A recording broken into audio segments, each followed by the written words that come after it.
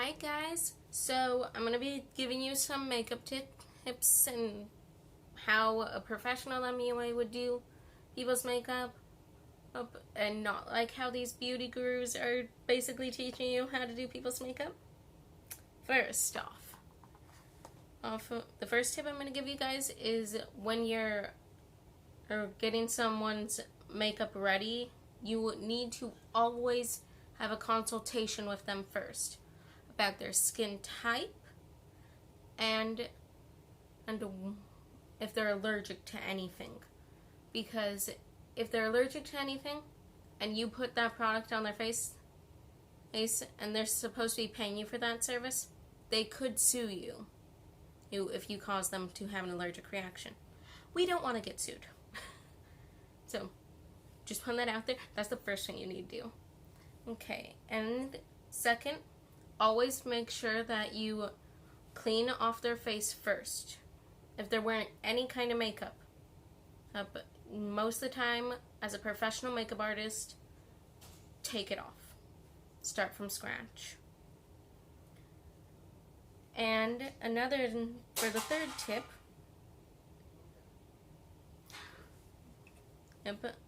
right now what I'm thinking of is with your eyelash curler. Always have one that is specifically for you to use for your personal kit, that is your personal use.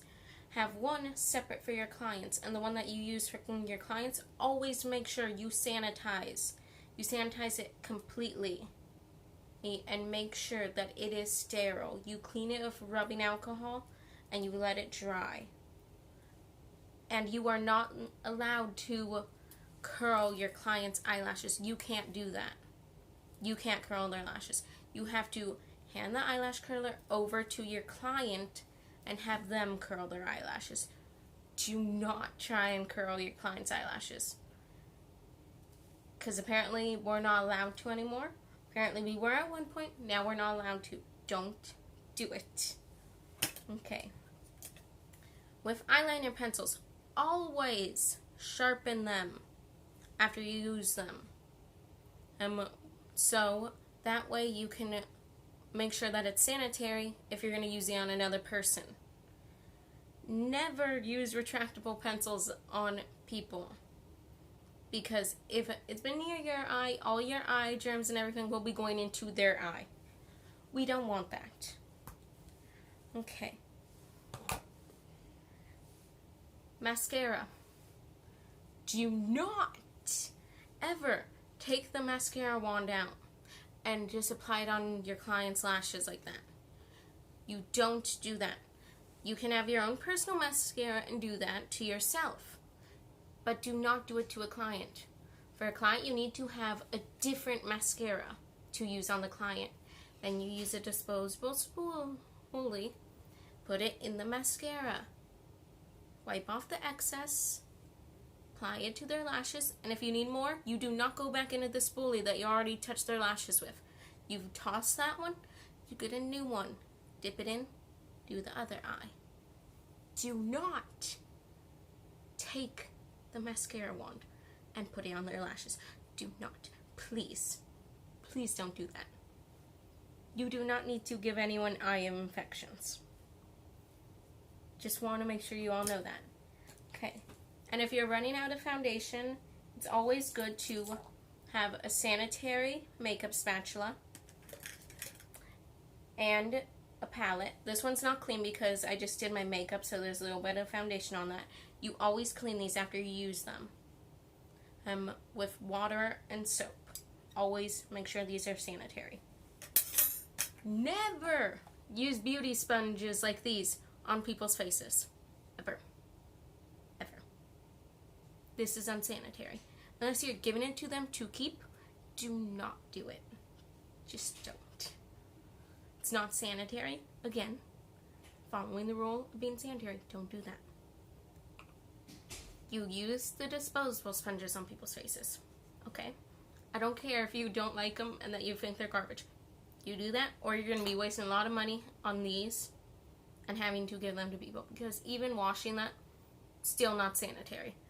Because it's still going to have the person's face germs and skin and everything in it, and no one wants that. Okay. Lipsticks.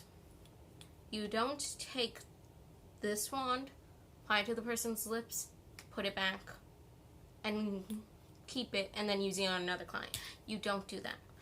If you're going to be using a lip on someone, and it's a liquid lip, or one of the tube lipsticks, you put it on your makeup palette. You just take out the wand, you scrape it on to the palette, and then you take a lip brush, and then you apply it to the client's lips. And if it's a bullet lipstick, you have to take your spatula and cut a chunk off. Even if that might hurt your soul to do it, you have to do it to stay sanitary. Unless you plan on giving the client the lipstick, you don't do it. Okay. So with bottles like this, you always need to make sure that you have them labeled if you're going to have it in your kit. So no one will be like, what's that? And think that you're lying to them about what's in it. But since I usually keep this at home, I didn't put a label on it. But I know this is just water. It's just pure water. And if I was going to put this in my kit, I would have to put a label saying water. Or put a label, like if this was rubbing alcohol, I would put rubbing alcohol across it. Okay. I think those are the major tips that I wanted to go over. And with setting sprays, it's probably best to avoid the ones that are fragranced, like the rose setting sprays, cucumber setting sprays, those kinds. Probably best to avoid those because some people's skin and do not agree with them. So just keep that in mind. And also make sure that you read the ingredients list on these things. Like if people say, oh, I'm allergic to dimethicone, make sure you know the ingredients and on the labels and everything, so you know if it has dimethicone in it or something. Like this primer, there's dimethicone in this. So this primer I would not use on a client if they said they were allergic to dimethicone. So that's one thing. And you guys also need to make sure. And it's probably best that you try and use brands that have the ingredients listed on them or somewhere where you can easily find them. So don't use products that you actually aren't sure about the ingredients on people's faces. That's just that's just one of my tips. It's just to make sure you don't give anyone any allergic reactions or anything. And with eyebrow gel, it is the same thing like with mascara. You do not take the wand out of the eyebrow gel, put it on someone's brows. You have to use a disposable spoolie. Anything that has a spoolie like this, yes, you have to use a disposable spoolie to brush through the product through their brows or their eyelashes, anything. And see, even these, you need to make sure that you wash the spoolie end when you use it on someone's brows. So you clean that as well. Well, and just like with, I'm going to just use this as an example, like this Aquaphor.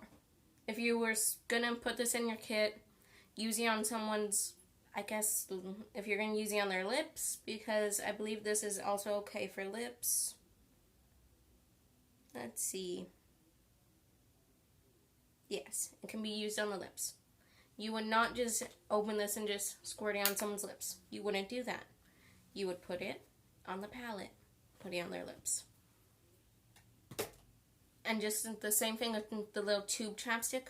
You would turn it up, grab your spatula, cut a bit off, apply it to the client's lips.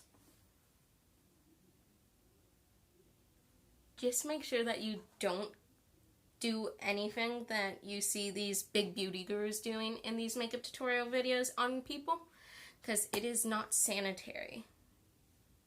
And it could get you in trouble if you do copy some of these beauty gurus tutorials and listen to what they say. Just don't follow what they do. Ooh, unless they actually were following these rules and stuff.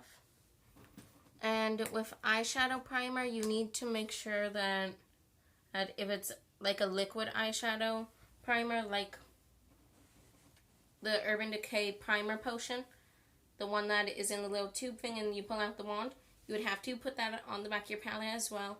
And anything that is in little, like, jars, like an eyeliner pot and stuff like that, it is best to scrape it out on the palette as well to keep it sanitary.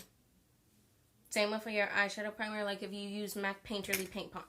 Do not go directly into the pot with your brush, put it on someone's eye, then go back in, then put it on someone's eye. Don't do that. Squirt it out on the palette, put it on someone's eye. And when you're also working on a client, always make sure you wash your hands before you touch their face.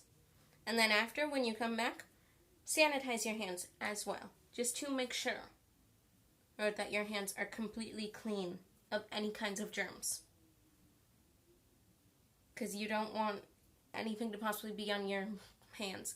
Even if you accidentally end up touching your own face, don't touch your face, then go and touch your client's face. If you touch your face, sanitize your hands. Then you can touch your client's face. But try avoiding touching your hair, your face, your clothes, anything that you do not want to spread germs or anything onto your client's face. So just avoid that. This is probably going to be not helpful for some of you. Some of you are probably going to be like, shut up, you're stupid, you don't know what you're talking about. That's your opinion. I'm pretty sure I do know what I'm talking about since I did go to makeup school.